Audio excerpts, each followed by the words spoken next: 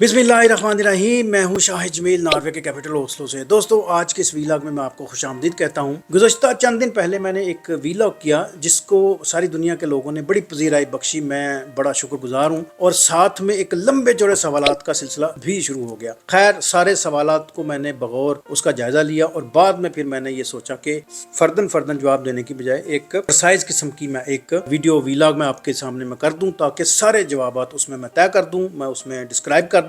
और मीनवाइल और भी बहुत सारे ऐसे जो क्वेश्चन जो मैं खुद सोचता हूं कि ये भी आप बताना जरूरी है, वो भी मैं इस वीडियो में रख दूं। तो मैं आपको थोड़ा सा तारफ करा दूं कि प्रीवियस वीडियो क्या है, उसका लिंक भी मैं दोबारा इसमें दे दूंगा। प्रीवियस वीडियो ये थी कि गुज़श्ता हफ्ते बहुत सारी खबरें पाकिस्तानी अखबारात में और यहाँ पर ज़ेरे गर्दिश थी कि इमिग्रेशन डिपार्टमेंट ने अपनी कुछ कवानीन में कुछ तरामीम की हैं। उसका एक दो सेक्शन जो है ना, वो एक दो पॉलिसी उन्होंने बदली थी, तो वो उस पर मैंने बातचीत की थी। तो बहुत से लोगों ने उसको सराहा, पसंद किया और बड़े लंबे चौड़े सवालात का भी सिलसिला एक शुरू हो गया। तो मैं आपको एक और भी बात बताता चलूं कि जब आपको इस तरह की खबरें नजर आती हैं तो ये मेरी जितनी जिम्मेदारी है उससे ज्यादा आपकी भी जिम्मेदारी है कि आप इसकी ऑथेंटिसिटी का पता करें, इसका सोर्स का पता करें, इसकी तस्दीक करें कि ये कितनी खबर ठीक है। चूंकि मैंने खुद अखबारात का मुताला किया, बड़ा मैंने खंगाला उसको, यहाँ की वेबसाइट देखी और दीगर लोगों से भी मैंने इन्फॉर्मेशन इकट्ठी की, तो फिर मैंने वो वीलॉग मैंने मुकम्मल। अच्छा, इसके अलावा बहुत से लोगों ने ऐसे ऐसे क्वेश्चन भी उसमें किए जैसे लगता था कि वो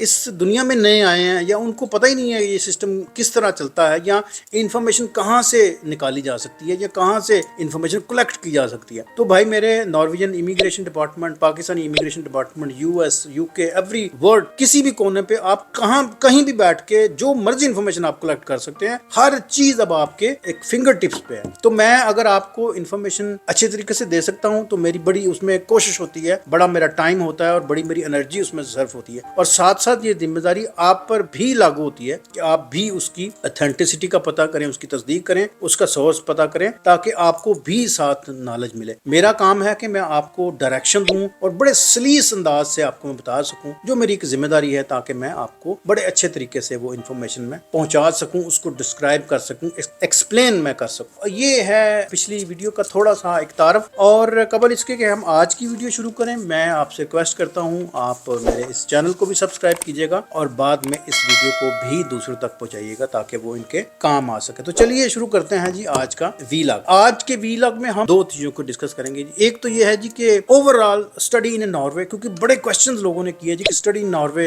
किस तरह है या क्या उसका पूरा है। ये बड़ा लंबा चौड़ा एक सब्जेक्ट है, बिलीव करें इस पे मैं घंटों बोल सकता। टाइम की बंदिश है, मैं चंद मिनटों में कोशिश करता हूँ कि मैं इसको डिस्क्राइब कर सकूं कि स्टडी इन नॉर्वे किस तरह मुमकिन है और क्या क्या आपको इब्तदाई इंफॉर्मेशन चाहिए, या यहाँ पर जो स्टडी सिस्टम है मैं उस पर थोड़ा सा मैं आपको बता दूंगा। लेकिन बड़ा डीप नहीं मैं जा सकता क्योंकि उसके लिए बड़ा लंबा चौड़ा टाइम चाहिए और उसमें मुझे भी बड़ी स्टडी करनी पड़ेगी, मुझे भी बड़ी चीजें वो ढूंढनी पड़ेंगी आपके लिए, तब मैं कहीं इस काबिल हूँगा कि आपको वो मैं चीजें प्रॉपरली दे सकूँ। तो जो मुझे पता है, जो मैं एक शॉर्ट टाइम में, एक सर्टन टाइम में वो जो इन्फॉर्मेशन इकट्ठी कर सकूँ, वो मैं आज आपके सामने रखूंगा। साथ में प्रीवियस जो वीडियो थी उसमें बड़ा चर्चा था जी डी नंबर का और पशून नंबर का। उसके बारे में लोगों ने लंबे चौड़े सवाल किए और ये वीडियो उन लोगों के लिए ये जवाब है बड़ा अच्छा सा कि उनको मैं आज बड़े अच्छे तरीके से बता सकूं कि पशून नंबर क्या है, जिसको हम पर्सनल नंबर भी कह सकते हैं, और डी नंबर क्या है और डी नंबर किस तरह मिलता है और उसकी वो कौन ले सकता है और उसका क्या हसूल, किस तरह हसूल मुमकिन। तो ये दो चीजों पे हम बात करें, यानी कि स्टडी इन नॉर्वे बिल्कुल एक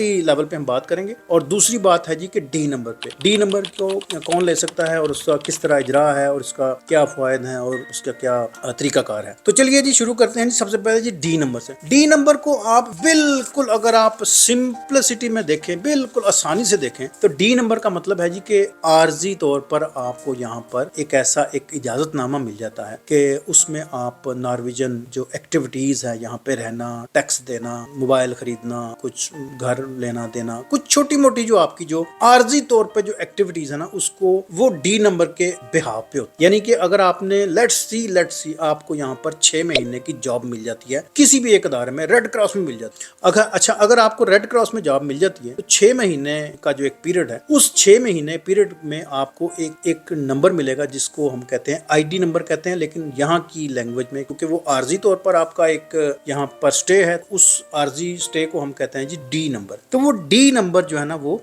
आपको हम दे देंगे। और ये एक जरा मुनफरद किस्म का शनाख्ती नंबर होता है जिसको हम आरजी नंबर भी कह सकते हैं, और ये एग्जैक्टली आपकी जो डेट ऑफ बर्थ है उसके साथ ही मुताबिकत रखता है, उसके आसपास ही कहीं होता है। इसके 11 डिजिट होते हैं। ये कौन बंदा अप्लाई कर सकता है? जो बंदा आरजी तौर पर यहाँ पे रह रहा है या रहने का उसका प्रोग्राम। लेट्स सी, जिस तरह मैंने पहले बताया कि आपको अगर रेड क्रॉस में जॉब मिलती है 6 महीने के लिए, तो रेड क्रॉस आपका अप्लाई करेगा डी नंबर, और आपको यहाँ पर वो 11 डिजिट का एक आईडी नंबर मिल जाएगा। उसके बिहाफ पे आप गाड़ी भी खरीद सकते हैं, आप मोबाइल भी खरीद सकते हैं, सिम भी खरीद सकते हैं, घर भी खरीद सकते हैं, कुछ भी कर सकते हैं। उसी नंबर के बिहाफ पे आप टैक्स भी देंगे, आपकी पे स्लिप भी आएगी, आपका बैंक अकाउंट भी नंबर खुल जाएगा। यानी कि सारा आपका खाता जो है ना वो नेचुरली वो मूव होना शुरू हो जाएगा। लेकिन वो परमानेंटली रेजिडेंसी नहीं है, वो एक शॉर्ट टाइम रेजिडेंसी का एक लेबल है, एक सर्टिफिकेट है आपको कि आप 6 महीने यहाँ पे काम कर सकते हैं। अच्छा जी, उसमें होता क्या है कि आप एक फॉर्म फिलअप करते हैं, उसमें अपनी इनिशियल जो आपकी पर्सनल डिटेल्स है वो आपने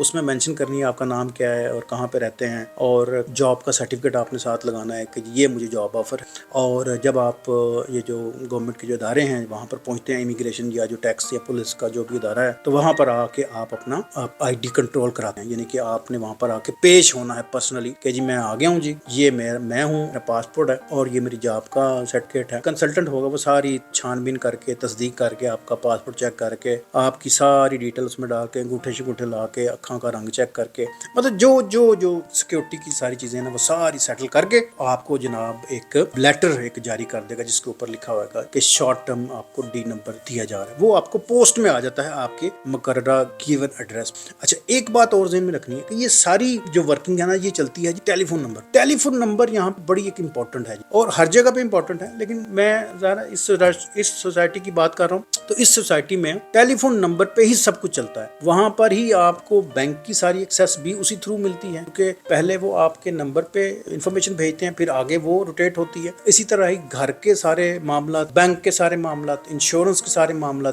मेडिकल सारी एक्टिविटीज, पुलिस की सारी मामला, इमिग्रेशन और टैक्स और दूसरे मामला, सारे वो उसी नंबर से चलते हैं। तो यानी कि जो फाउंडेशन है आपकी वो है जी टेलीफोन नंबर। टेलीफोन नंबर से ही आपने चलना है। टेलीफोन नंबर यहाँ पर बड़ा एक बेसिक, बड़ा एक सॉलिड किस्म का एक डॉक्यूमेंट है आपका, या एक एंटिटी है जिसको आपने लेके चलना। फिर जब आपको डी नंबर मिल जाता है तो फिर आप पंगड़े डालेंगे, आप 6 महीने साल आप उस जॉब के साथ आप एंजॉय करें। और अगर उस दौरान आपको एक और परमानेंट जॉब मिल जाती है, अगर आप कमाल महारत रखते हैं, तो वही रेड क्रॉस आप कहता है कि नहीं जी आप जैसा तो बंदा कहीं और मिल ही नहीं सकता, लिहाजा मैं आपको परमानेंट जॉब देता। तो वही डी नंबर फिर बाद में आपका पर्सनल नंबर में कन्वर्ट हो जाएगा। और डी नंबर और पर्सनल नंबर ये समझ ले कि एक इस किनारे से दूसरे किनारे तक की छलांग है। यानी कि आप आरजी रेजिडेंसी के बाद परमानेंटली रेजिडेंस में आप कदम रख देते। उसके बाद फिर वो कानून शुरू होता है जिसकी गूंज पिछले वीडियो में आपने सुनी थी कि 3 साल अगर आप वहां पे रहते हैं तो फिर आगे क्या होगा। और मैं आपकी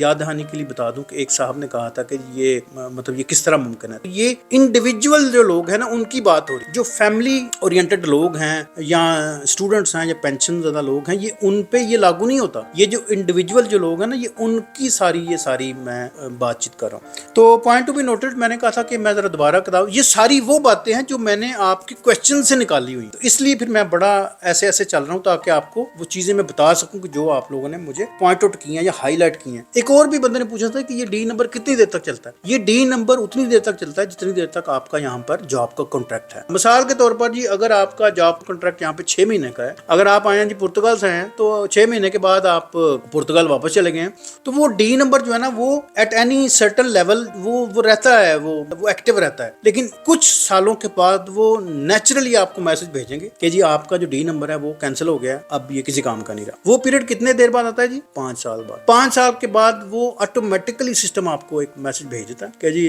ਤੁਹਾਡਾ डी नंबर कैंसिल हो गया, अब आप नए तरीके से दोबारा फिर इसको करें। अच्छा, वो दोबारा फिर आप उसको एक्टिव करवा सकते हैं सेम प्रोसेस के जरिए। डी नंबर की मेरे ख्याल काफी लंबी स्टोरी होगी, तो ये इसके अलावा फिर भी अगर किसी को डी नंबर के बारे में कोई क्वेश्चन करना है, दोबारा फिर इस पे लिखिएगा, मैं एक फिर वीडियो कर दूंगा इंशाल्लाह। मेरा काम है जी कि मैं आपको अच्छे तरीके से गाइड में कर